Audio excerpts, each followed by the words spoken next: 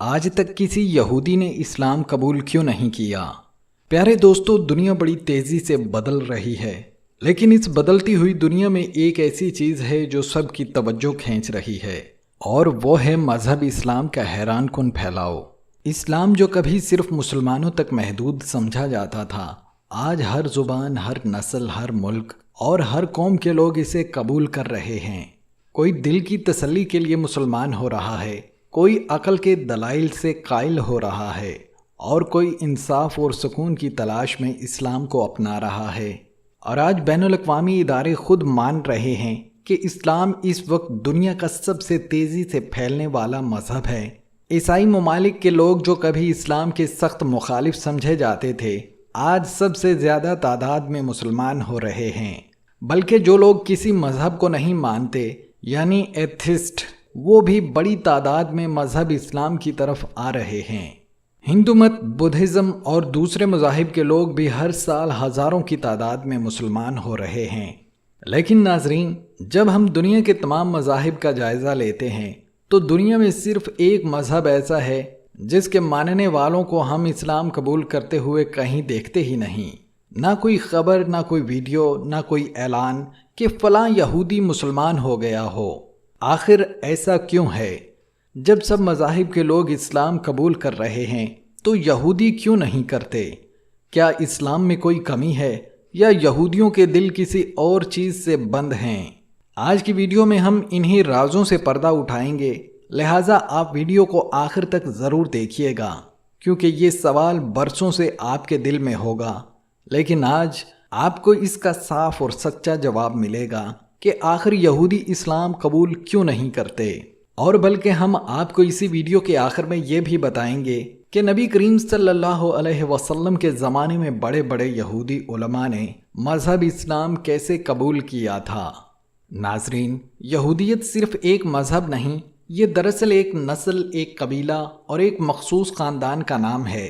یہ لوگ مذہب کو صرف عقیدہ نہیں سمجھتے بلکہ نسلی وراثت مانتے ہیں، یعنی اگر تمہاری ماں یہودی نہیں تو چاہے تم ان کے تمام عقائد مان لو، تب بھی تم ان کے ہاں سچا یہودی نہیں بن سکتے۔ جی ہاں، یہودیت میں شامل ہونا ان کے لیے دین بدلنے کا نام نہیں، بلکہ گویا ایک خاص نسل کا حصہ بننے جیسا ہے، اور وہ حق وہ صرف اپنے خون کو دیتے ہیں، دوسروں کو نہیں۔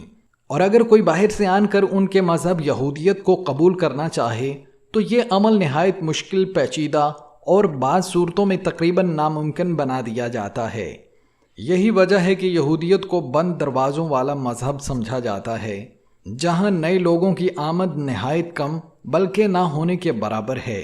اس کے برعکس اگر ہم دیگر مذاہب کی بات کریں، جیسے اسلام، عیسائیت، بدھ مت یا ہندو مت، تو یہ سب اپنے عقائد کو دنیا تک پہنچانے کی تبلیغ کرنے اور زیادہ سے زیادہ لوگوں کو اپنے مذہب کی طرف راغب کرنے کی کوشش کرتے ہیں۔ اسلام میں تو تبلیغ دین کا حکم براہ راست قرآن حدیث سے ملتا ہے۔ عیسائیت میں چرچ میشنز پوری دنیا میں سرگرم رہتے ہیں تاکہ لوگوں کو مسیحیت کی طرف مائل کیا جا سکے۔ اسی طرح بدھ مت اور ہندو مت کے ماننے والے بھی مختلف طریقوں سے اپنے مذہب کو پھیلانے کی جدوجہد کرتے ہیں، لیکن یہودیت کی فطرت اس کے برعکس ہے۔ مذہب یہودیت ایک غیر تبلیغی مذہب ہے۔ یہ لوگ عام طور پر کسی کو اپنا مذہب اپنانے کی دعوت نہیں دیتے اور نہ ہی اس کی ترغیب دیتے ہیں۔ ان کے ہاں مذہب ایک وراثت کی چیز ہے، کوئی کھلا پیغام نہیں جو دنیا کو دیا جائے۔ ناظرین، یہودیوں کے اسلام سے دور رہنے کی ایک اور بڑی وجہ ان کا غرور اور احساس برتری ہے۔ یہ اپنے آپ کو باقی تمام انسانوں سے بہتر، پاک اور چنا ہوا سمجھتے ہیں۔ ان کا عقیدہ ہے کہ اللہ نے صرف انہیں منتخب کیا ہے، باقی قومیں چاہیں وہ مسلمان ہوں، عیسائی ہوں، ہندو ہوں یا کوئی اور، ان کے نزدیک کچھ بھی نہیں۔ بلکہ سچ تو یہ ہے کہ یہ ہمیں انسان ہی نہیں سمجھتے۔ ان کی مذہبی کتابوں میں صاف لکھا ہے کہ غیر یہودی لوگ جانوروں جیسے ہیں، کیڑے مکوڑے ہیں، ناپاک اور گندے ہیں۔ یعنی ان کے نزدیک ایک یہودی کی جان، عزت اور مال تو قیمتی ہے، لیکن باقی انسانوں کی کوئی قیمت نہیں۔ یہ اپنے آپ کو اتنا مقدس، اتنا پاک باز سمجھتے ہیں کہ باقی سب کو وہ اپنے جوتے کے برابر بھی نہیں مانتے۔ جب کوئی قوم اپنے سوا سب کو گھٹیا اور ناقص مانتی ہو تو ظاہر ہے وہ کبھی بھی دوسروں سے سیکھنے یا کسی دوسرے دین کی طرف مائل ہونے کو اپنی توہین سمجھتی ہے۔ یہی وہ دوسرا بڑا سبب ہے جو انہیں اسلام کی سچائی کو تسلیم کرنے سے روکتا ہے۔ تاریخ گواہ ہے کہ یہودی قوم ہمیشہ جہاں بھی گئی وہاں کے لوگوں کے لیے مسئلہ بنی۔ ان کی چالاکیاں، مالی ہتھ کنڈے اور سازشی ذہنیت اکثر ان اقوام کے لیے نقصان دہ ثابت ہوئی جن کے درمیان وہ رہے۔ یہی وجہ ہے کہ مختلف ادوار میں انہیں مختلف علاقوں سے نکالا گیا اور کئی بار ان پر ظلم بھی ہوا، چاہے وہ یورپ ہو، اسپین ہو یا جرمنی۔ ہٹلر کے دور میں تو لاکھوں یہودی مارے گئے، اور وہ بھی اس بنیاد پر کہ وہ جرمنی کی معیشت اور سماجی ڈھانچے کو چپکے سے کنٹرول کر رہے تھے۔ ان سب تجربات نے یہودیوں کو ایک نتیجے پر پہنچایا: اگر زندہ رہنا ہے تو اپنا فیملی سسٹم مضبوط کرو اور ایک الگ ریاست قائم کرو۔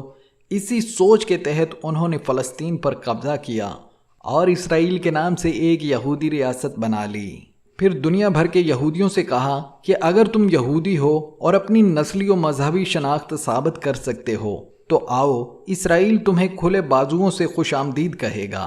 شہریت تمہاری ہوگی، لیکن وہیں اسرائیل میں رہنے والے یہودیوں کو ایک اور پیغام دیا گیا: اگر تم نے اپنا مذہب چھوڑا، خاص طور پر اسلام قبول کیا، تو سب کچھ چھین لیا جائے گا۔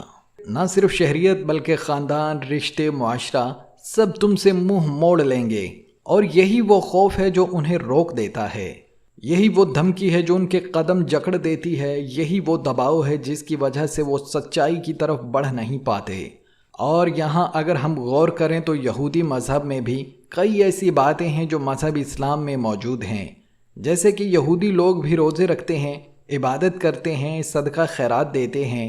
یہودی سور کا گوشت بھی حرام سمجھتے ہیں، زنا کو غلط کہتے ہیں اور شراب کو ناجائز مانتے ہیں۔ شروع میں جب یہ یہودی مذہب آیا تھا تو ساری باتیں دین کا حصہ تھیں، لیکن وقت کے ساتھ ساتھ یہودی علماء نے ان باتوں کو بدلنا شروع کر دیا۔ جو چیزیں اللہ نے حرام کی تھیں انہوں نے اپنی مرضی سے ان کو حلال کر لیا۔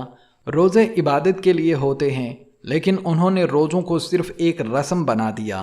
مذہب یہودیت میں صدقہ و خیرات بھی اب صرف دنیا دکھاوے کے لیے ہوتا ہے۔ شراب اور زنا جیسے گناہ جن پر سختی ہونی چاہیے تھی آج ان کے ہاں عام ہوتے جا رہے ہیں، لیکن مذہب اسلام نے اللہ کے حکم جیسے نازل ہوئے تھے ویسے ہی محفوظ رکھے ہیں۔ لیکن یہودیوں نے اپنے دین کو اپنی خواہش کے مطابق بدل کر رکھ دیا۔ انہوں نے دین کو اللہ کا پیغام نہیں بلکہ اپنی سوچ اور فائدے کے حساب سے ڈھالا۔ قرآن کریم میں اللہ تعالیٰ فرماتے ہیں کہ یہودی نبی کریم صلی اللہ علیہ وسلم کو اس طرح پہچانتے تھے جیسے کوئی اپنے سگے بیٹے کو پہچانتا ہے۔ ان کے پاس توریت میں آخری نبی کی نشانیاں موجود تھیں، اسی لیے وہ مدینہ میں آ کر آباد ہوئے تاکہ وہ نبی جب آئے تو فوراً ایمان لے آئیں۔ لیکن جب نبی آخر الزمان صلی اللہ علیہ وسلم ان کے سامنے آ گئے تو ان کا دل ایمان کی بجائے حسد، انا اور تکبر سے بھر گیا۔ انہیں یہ گوارا نہ ہوا کہ آخری نبی حضرت اسحاق علیہ السلام کی بجائے حضرت اسماعیل علیہ السلام کی نسل سے آئیں، اور یہی ضد، یہی تعصب ان کے لیے سچائی کو قبول کرنے میں سب سے بڑی رکاوٹ بن گیا۔ پرانے زمانے میں یہودیوں کی مذہبی کتاب توریت ہر عام بندے کو پڑھنے کی اجازت نہیں تھی۔ اس وقت صرف یہودی علماء ہی وہ لوگ تھے جن کے پاس توریت تھی، اور وہی لوگوں کو دین کے حکم سمجھاتے تھے۔ لوگ انہیں نبیوں جیسا درجہ دیتے تھے کیونکہ وہی بتاتے تھے کہ کیا حلال ہے کیا حرام۔ لیکن افسوس کی بات یہ ہے کہ انہی علماء نے دین کے حکموں میں چوری چھپے تبدیلیاں کرنا شروع کر دیں۔ سود جو کہ سختی سے منع تھا اسے حلال کہہ دیا۔ زنا کے راستے بند کرنے کی بجائے ایسے فتوے دینے لگے کہ راستے کھلنے لگے۔ جادو جو کہ بڑا گناہ ہے اس کو بھی عام کر دیا۔ اور سب سے افسوسناک بات یہ کہ انہوں نے اللہ کے حکم کو دنیا کے چند پیسوں کے عوض بیچنا شروع کر دیا۔ یہی وجہ ہے کہ ان کے اصل دین میں اتنی بڑی تبدیلیاں آ گئیں کہ اصل دین کہیں پیچھے رہ گیا اور خود ساختہ دین آگے آ گیا۔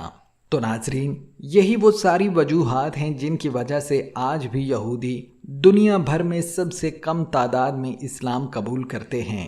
نسلی تعصب، خود کو برتر سمجھنا، دین میں تبدیلیاں اور اپنے علماء پر اندھا اعتماد، یہ سب کچھ انہیں سچائی کے راستے سے دور رکھے ہوئے ہے۔ لیکن سب یہودیوں نے اندھی تقلید نہیں کی۔ یہاں پر آپ کو یہ جان کر حیرت ہوگی کہ یہودیوں کے سب سے بڑے علماء کرام میں سے ایک حضرت عبداللہ بن سلام بھی ہیں، جنہیں ان کا پورا قبیلہ نیک، سچا اور دین کا ماہر مانتا ہے۔ انہوں نے جب نبی کریم صلی اللہ علیہ وسلم کو دیکھا اور قرآن کی آیات سنی تو فوراً پہچان گئے کہ یہی وہ نبی ہیں جن کی نشانیاں توریت میں لکھی ہوئی تھیں۔ انہوں نے کسی ڈر، کسی تعصب یا غصہ کے بغیر سچائی کو قبول کیا اور ایمان لے آئے۔ کاش باقی لوگ بھی اسی طرح اپنی انا، ضد اور نفرت کو چھوڑ کر حق کو پہچان لیں۔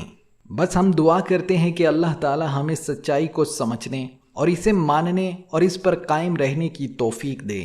آمین یا رب العالمین۔ دوستو، اگر آپ کو یہ ویڈیو اچھی لگی ہو تو ہمارے چینل رازنامہ کو سبسکرائب ضرور کیجئے گا۔ اپنی دعاؤں نیک تمناؤں میں یاد رکھیے گا۔ اللہ نگہبان۔